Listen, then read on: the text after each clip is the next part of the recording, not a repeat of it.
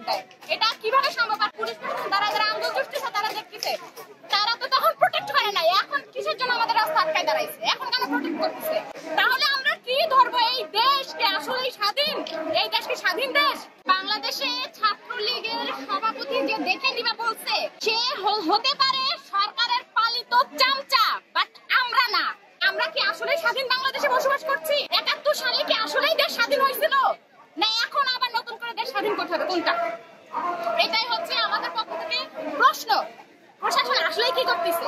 সরকারের তরফ থেকে পাঠানো প্রশাসন এবং ছাত্রলীগ বনাম কতগুলা হারাটিয়া টোকাই বস্তি থেকে উঠাই নিয়ে আসছে নেশাখোর।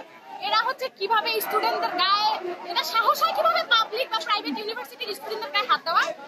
আমরা মা বাবার টাকায় এখানে ঢাকায় আসছি পড়াশোনা করতে। এখানে আমাদের এখানে শত শত ভাই বোন দেখছেন, আমরা সবাই এক একজন এক এক জেলা থেকে আসছি, এক এক ডিস্ট্রিক্ট থেকে আমরা এখানে পড়াশোনা করতে আসছি।